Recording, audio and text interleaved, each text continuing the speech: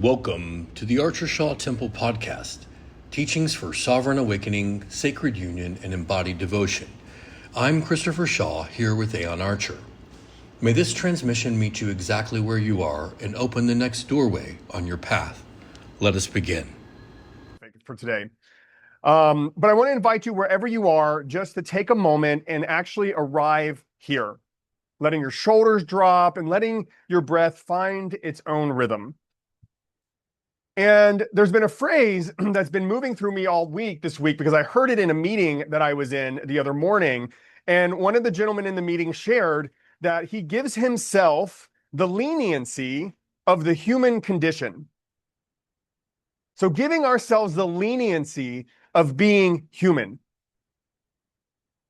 Now, when I look back at my life and I look at all of the things that I attached myself to and all of the ways I would abuse myself because I was human, because I wasn't spiritually enough, because I always, all of this enough language or should have language, all of those things are part of the human condition. And I got to thinking that like your soul, my soul, our souls are so vast and immense and massive and beautiful that like our souls are so incredible that it is even hard for the human mind to begin to fathom the beauty of your soul. And so our souls come down here and intersect with the human experience. We are born into the human experience and we meet resistance. And it's that resistance, that intersection that starts to forge this personality that we have. It forges the relationship that we have with the world around us. It's our consciousness trying to make sense of this experience that's incredibly dense. And I think that a lot of times people believe that being on a spiritual path will eventually allow us to stop being so human. We'll stop being afraid. We'll stop becoming attached to things. We'll stop reacting. We'll stop feeling jealous, confused, uncertain, defensive, or hurt. And I'll tell you right now, I'm on a spiritual path and I still get jealous, confused, defensive, and hurt. We imagine spiritual maturity will lift us above the messiness of being a person. And then when our humanity inevitably shows up anyways, we start to think that we failed. What am I doing wrong? Am I not saying my devotion enough times? Am I not praying enough? Like, why can I escape the discomfort of being a human being having a spiritual experience, or a spiritual being having a human experience, however you want to look at it? We tell ourselves, I should know better than this. And shoulding gets messy. I've done too much work to feel this way. If I were truly awake, this wouldn't affect me. But awareness does not remove the human condition. Awareness gives us a compassionate place from which to experience the human condition. You're allowed to understand attachment and still feel yourself grasping. You're allowed to know you're more than your story and still get frightened when that story starts to change. You're allowed to have touched something eternal within yourself and still have moments when the temporary feels absolutely real and sometimes permanent. So the goal is not to transcend our humanity. The goal is to stop abandoning ourselves for having one. So I've been sitting with the possibility that the personality, like I said, is formed through the soul's confusion upon entering the earthly experience. Imagine consciousness, this vast ocean of possibility, open, sensitive, and receptive, suddenly encountering a world of conditions it does not have language for. Love is present, but sometimes love feels inconsistent. The people who care for us may also frighten us. We discover that some expressions of ourselves bring affection and others bring rejection.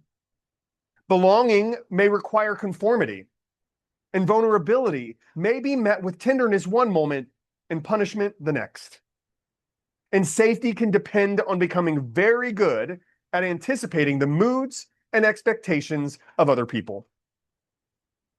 So before we have language for any of it, we begin forming conclusions. This is who I must become to be loved. This is what I must hide to remain safe.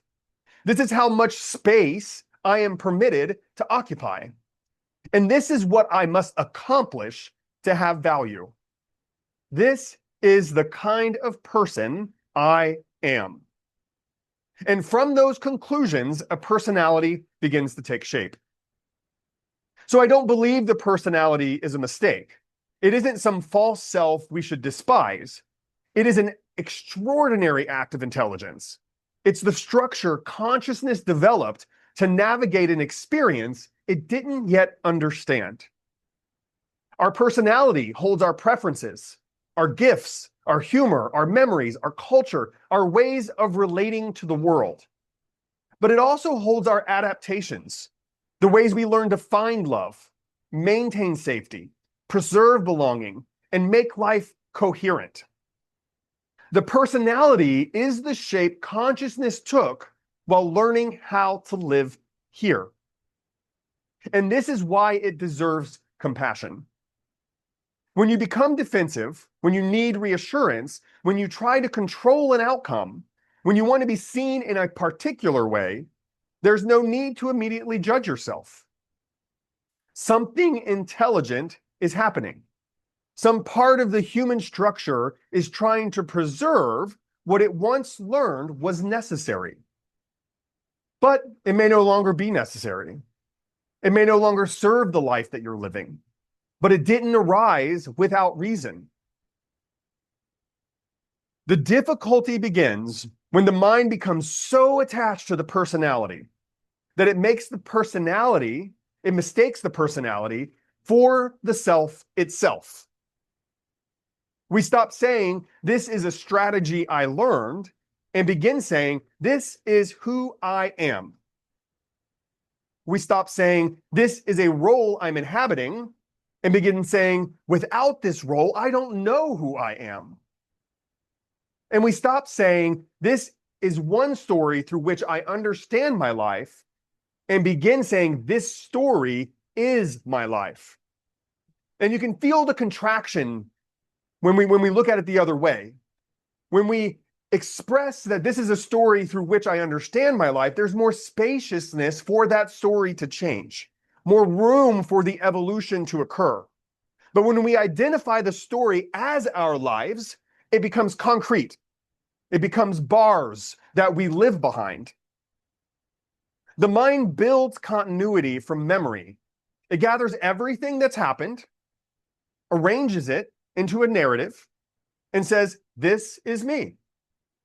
This is who I've been. This is what things mean. This is what I can expect to happen next. The continuity helps us function because we need to remember our names. If I forgot my name tomorrow, there'd be a big problem. And we need to keep our commitments, sustain the relationships that we have in our lives, and move through the world from one moment to the next. But eventually, the mind becomes so identified with this construction that any threat to it starts to feel like a threat to existence. Even if you question it yourself, there's some resistance there. But relationships change. Roles end. A belief no longer fits. Our body changes. Someone misunderstands us. We fail at something that once made us feel valuable. And life calls us into a future the current version of us cannot control or explain. The organism may not be dying, but the personality will experience this loss of what's familiar as a kind of death. And this is important because the fear can be real, even when the danger is not. The body doesn't always distinguish between I am going to die and the person I have understood myself to be can no longer continue in its same form. Sometimes what we call fear of change is actually the personality's fear of disillusion. It asks, if I am no longer this person, will I still exist? If this role disappears, will I still matter? If this story is no longer true, what holds my life together? If I surrender control, what will remain of me? And this fear rarely introduces itself honestly. It doesn't say, hello, I'm the fear of personality disillusion, and I would like to control your decisions today. It's much more subtle than that. It becomes the texture beneath our choices. Two people can make exactly the same decision, but one can arise from contraction and the other from awareness. And the outward action may look absolutely identical. The inner texture is completely different. Personality identification carries pressure. There's often urgency, defensiveness, rehearsal, comparison, or a need to control how other people perceive us. Beneath the choice is nearly this invisible question: what must I do to preserve the person I believe myself to be? We may call something discernment when it is actually self-protection. We may call something authenticity when we're defending a familiar self-image. And we may insist we're honoring our truth when what we're really honoring is our history. We may stay in an unhealthy situation because leaving would mean admitting we are no longer the loyal person we imagined ourselves to be. Or we may leave something meaningful because staying would require vulnerability our personality can't control. We may reject an opportunity because failure would threaten our identity as capable. We may compulsively pursue success because achievement has become evidence that we deserve to exist. Even spirituality can be recruited into personality preservation. We can become attached to being the awakened one, the healer, the teacher, the compassionate one, the person who is never angry, the person who has transcended desire. Good luck with that. Then life brings an experience that contradicts that identity. And instead of meeting it honestly, we suppress it and protect our spiritual self-image. The personality can make an identity out of no ego. That's how creative the mind is. So the question is not only what am I choosing? The deeper question is, from what inner texture am I choosing it? Does this choice feel like a tightening around my identity that must be preserved? Am I trying to control this moment or what this moment will mean about me? Am I responding to what's actually happening or the anticipated death of a familiar version of myself? But awareness identification has a different texture. Not always peaceful, not always comfortable, not detached from the realities of human, but spacious. Awareness creates enough inner room for an experience to be present without letting that experience define the totality of who you are. Personality identification says, I am afraid, so I must eliminate the uncertainty or protect the identity that feels endangered. Awareness says, fear is here. Feel the difference there. I am afraid, taking ownership, saying that the fear is who you are. But when you say fear is here, you can move around it. You can see it from every angle.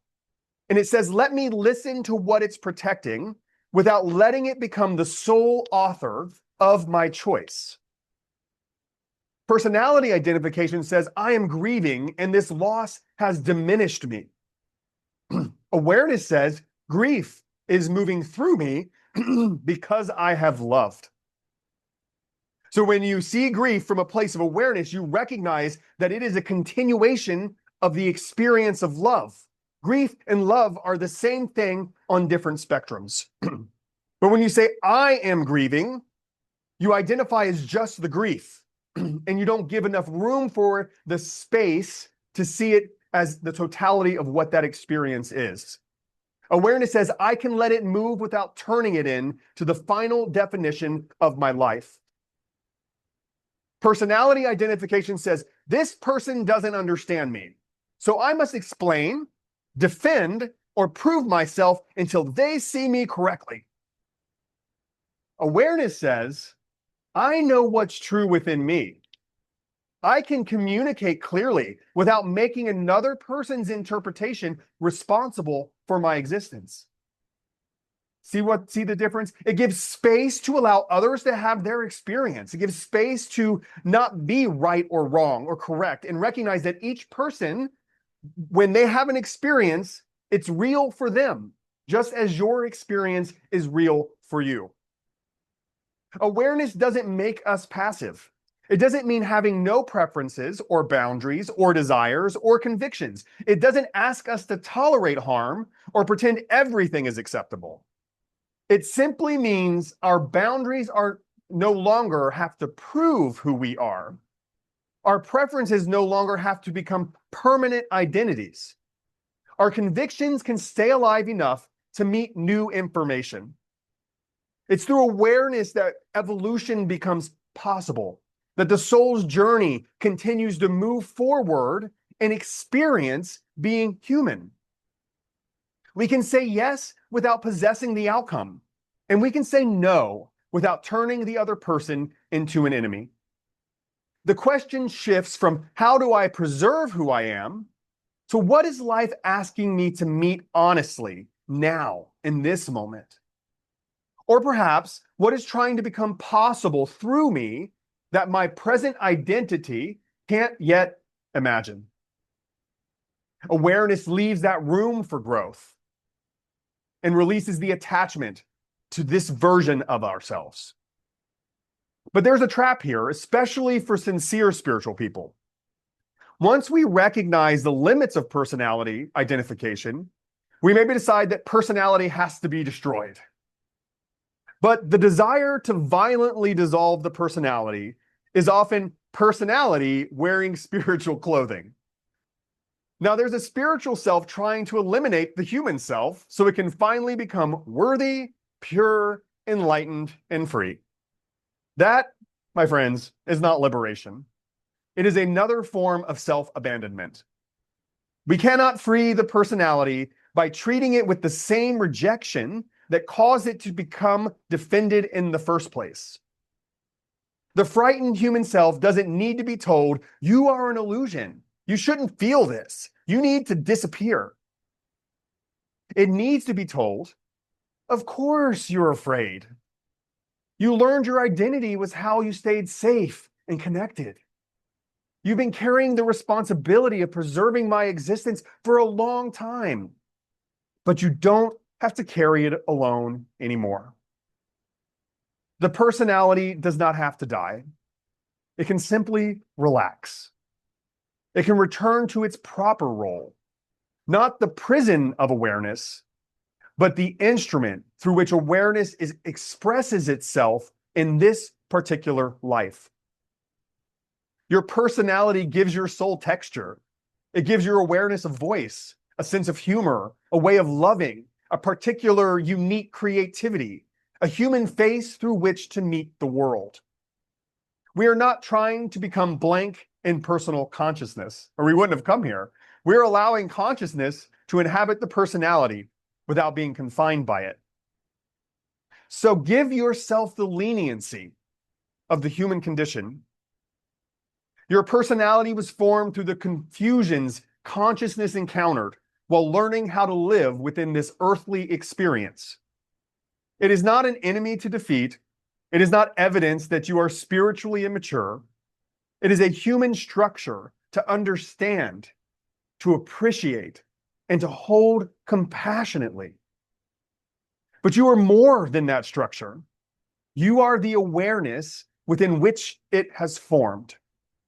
You are the presence that witnessed every identity you've inhabited, every role you have performed, every defense you have needed, and every version of yourself you have outgrown. So think of all the people you've already been.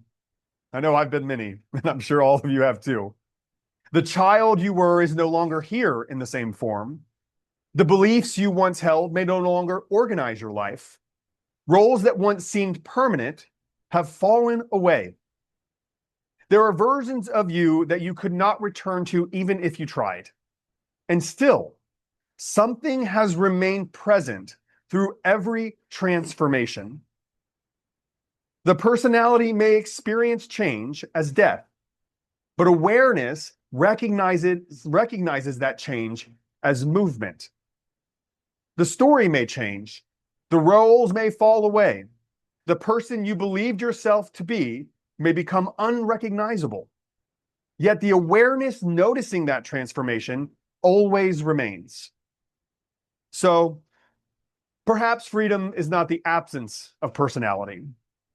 Perhaps freedom is being fully human without mistaking our humanity for the boundary of our being. Perhaps awakening is not finally becoming someone who never contracts, never fears, never forgets. Perhaps awakening is the compassionate remembrance that even when contraction appears, it appears within something vast. And even when spirit speaks, it speaks within awareness. When we forget who we are, that forgetting is being witnessed by the very presence we're trying to remember. Liberation is not the destruction of who you became. It is the moment that you became, it is the moment who you became is finally permitted to rest inside the vastness of what you have always been. And from that remembrance, we do not become less human, we become human more consciously, more compassionately, and more freely. Om Namah Shivaya. Om Guru Om. Amen. Aho. Ashe. And so it is. Thank you. Christopher will now lead us in this morning's meditation.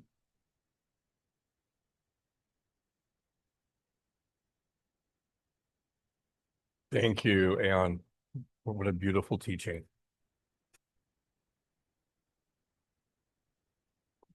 All right, everyone. So go ahead and get comfortable. Close your eyes if that feels comfortable. Get yourself into a nice meditative position. Take a slow, deep breath in. And as you exhale, allow your body to soften. Take another breath. And let your shoulders drop.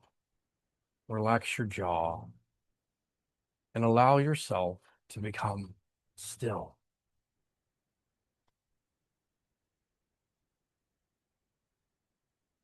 There is nowhere you need to go right now, nothing you need to accomplish. For these next few moments, simply be here.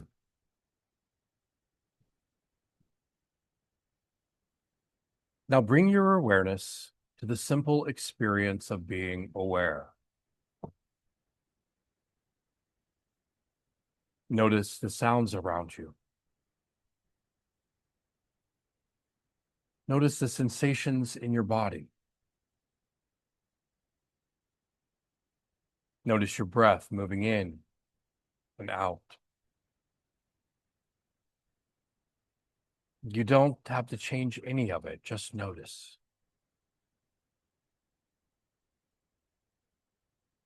Now notice that thoughts are appearing.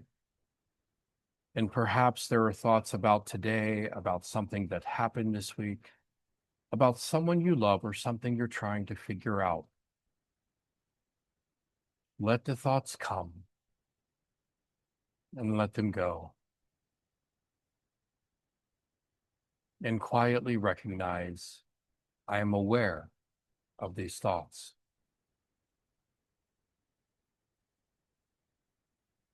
Now notice the awareness of your emotions. Peace,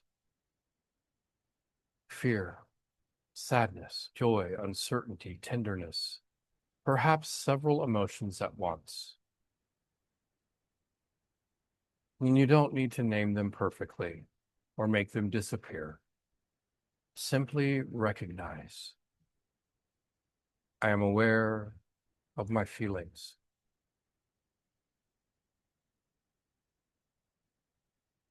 Now begin to notice the difference between what you are experiencing and the awareness that is experiencing it. Thoughts change, feelings change, the body changes, circumstances change. And throughout all of it, awareness remains.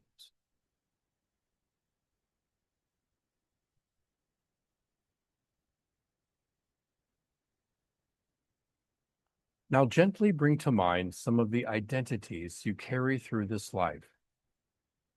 Your name, your work, your relationships, the roles you play for other people, the ways you describe yourself when someone asks, "Who are you?" And don't reject any of them, simply notice them. These are beautiful parts of your human life, but they are not the boundary of your being.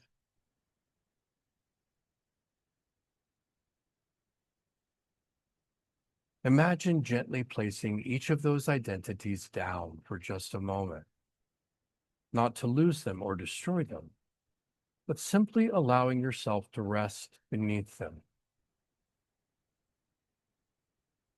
Who are you when there is nothing to prove, nothing to perform? Who are you before the next thought tells you who you are? Rest here. No answer is necessary, just awareness. And if some part of you becomes uncomfortable, uncertain, or afraid, meet that part gently and silently say to yourself, you don't have to disappear.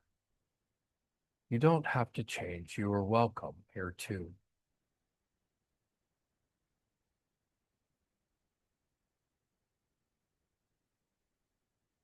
Give yourself the leniency of the human condition. You are allowed to be unfinished. You are allowed to be afraid sometimes. You are allowed to forget. You are allowed to become attached. You are allowed to change. And none of it separates you from the awareness that you are.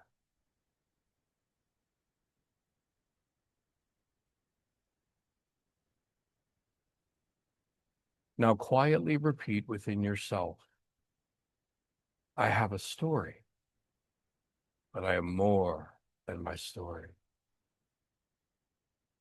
I have a personality, but I am more than my personality.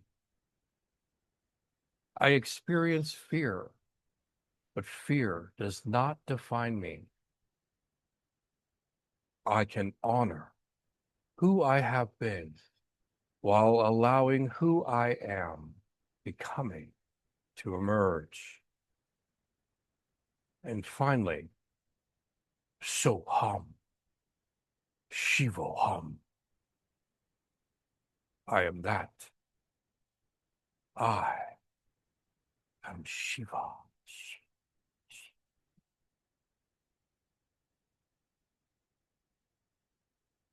Take a slow, deep breath.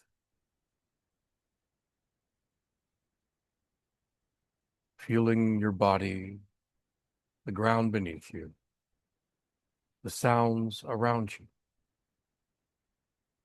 You don't need to leave your personality behind, and you don't need to become less human. Simply allow the human being that you are to rest inside the vastness of the awareness that has always been here. Take one final breath in. And as you exhale, gently return to this place, slowly opening your eyes, coming back.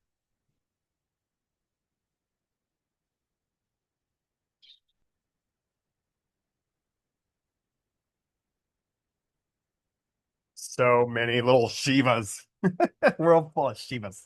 Shiva, Shiva, Shiva. All right. Welcome back, everyone. As we come out of meditation, we want to take a moment for our offering. Merkaba Temple exists because people choose to participate in what we are building together. Your offerings help sustain these weekly services, our growing community, and the work of making these teachings and practices available to people wherever they are. If this temple has supported you, helped you see something differently, or simply given you a place to come home to each week, we invite you to support the work in whatever way feels right for you. You can give through Venmo at Merkaba Temple, all one word, or online at merkabatemple.com/donate. There is never an obligation. Give from gratitude, from generosity, and from what is genuinely available to you. Thank you for your presence. Thank you for your generosity, and thank you for helping us continue to build and grow Merkaba Temple together. Yeah, it's important to remember, we're not affiliated with any denomination, with any church, with any institution, and we are fully funded by the work that we do here at ArcherShaw Temple in Puerto Vallarta and online here with Merkaba Temple with you. So we're very grateful. Your offerings help us pay rent, pay electricity, fund scholarships, fund this Zoom platform, and so much more. It's so important. We're so grateful. Okay, so we have a really exciting announcement today. Well, they're always pretty exciting, but this one is really great, guys. So our brand new Merkaba Retreats film, yes, we had a director, cinematographer, and everything. It's live. The premiere is live on our website. We had so much fun creating this with a few of our members of our local PV satsang community here, and the director and cinematographer that are senior students at University in Guadalajara, Christian and Emmy. Oh, they're amazing. We spent several days filming here at the River Temple, in the jungle, at the ocean, on the waterfalls, and in beautiful places where our retreats happen. And it's a film, right? This is not a promo video. It's a film. And it's only 8 minutes long, which is just crazy they were able to fit so much in, but they did an amazing job. It really captures the heart of what Merkaba Retreats has become after a year and a half. So please, please, please watch it. merkabaretreats.com. It's right there on the homepage. Hit play and then share that homepage with everybody that so that we all can get a chance to share what happens here and invite people in that might really benefit from coming down here and spending time with us. All right. We also have a few openings in September for sacred medicine ceremonies here in Puerto Vallarta. These are intimate experiences. We just had one Friday. It was incredible. Wow. For individuals, couples, and chosen family who are looking for a deeply supported and intentional space for healing, exploration, and transformation. Whoa. So if you've been feeling called to experience this work with us, or you know someone who might be, reach out and start a conversation. You can learn more about our work at merkabaretreats.com or ArcherShawTemple.net. ArcherShaw.net. Just ArcherShaw? Mm-hmm. No, ArcherShaw.net. ArcherShaw.net. Right. Yep. Change it up on me. On ArcherShaw Temple, or all of our social handles are ArcherShaw Temple. So, and then as we begin the second year of, I can't see the teleprompter. As we begin the second year of Merkaba Temple, we want to ask your help. Let's grow our community. Let's do it. Let's do it. We're in year 2. Let's quadruple or more our community online. So if there are people in your life who are looking for exactly this kind of spiritual community, they may not even know it exists. So that's where your homework comes in. Next Sunday, for your homework this week, bring somebody with you. Friend, 2 friends, 3 friends. Invite someone who's been curious about you do every Sunday morning. Like, why are you so zen when we meet for brunch? Like, what are you doing Sunday morning? You're like, well, I go to Merkaba Temple online and align with Shiva. All right. So share everything, right? Share the podcast, the YouTube replays. We just, that's a great way to be of service to the temple. If there's a teaching or a meditation or anything that you love, share it with your peeps. Let's grow this community together. So thank you for helping us build this community and for being a part of what Merkaba Temple is. Now let's prepare our hearts for our closing prayer. All right, right on time. Take a deep breath in. Divine light in us, through us, and as us. As we prepare to leave this sacred space, help us carry the remembrance of this morning into the week ahead. When we become afraid, reactive, defensive, or uncertain, may we meet ourselves with compassion rather than judgment. When old identities begin to loosen, may we trust that we are not disappearing. We are simply making room for something new. Help us honor the human beings we have become, the stories we have lived, the ways we have learned to survive, in every version of ourselves that carried us here. And through it all, remind us of the awareness that remains, the presence, the Shiva beneath every role, every story, every fear, and every change. May we give ourselves and one another the leniency of the human condition. May we become gentler with our imperfections, more curious about our defenses, and more willing to let life change us. And may we remember that awakening does not ask us to become less human. It invites us to become human more consciously, compassionately, and with greater freedom. May we walk into this week knowing that we are held by something far greater than any identity we could ever create. Om Namah Shivaya, Om Guru Om, Amen, Aho, Ashe, and so it is. Thank you for being here with us at ArcherShaw Temple. If something in this teaching helped your body soften or brought you back into yourself, let it keep moving. Share it with someone who's ready. This temple is sustained through conscious participation, through those who feel the resonance and choose to support the work from clarity, not pressure.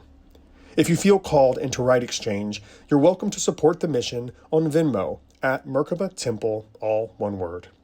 And if you'd like to go deeper, you can schedule a complimentary soul alignment session at ArcherShaw.guru. Until next time, take care of your nervous system, walk gently, and stay close to what's true.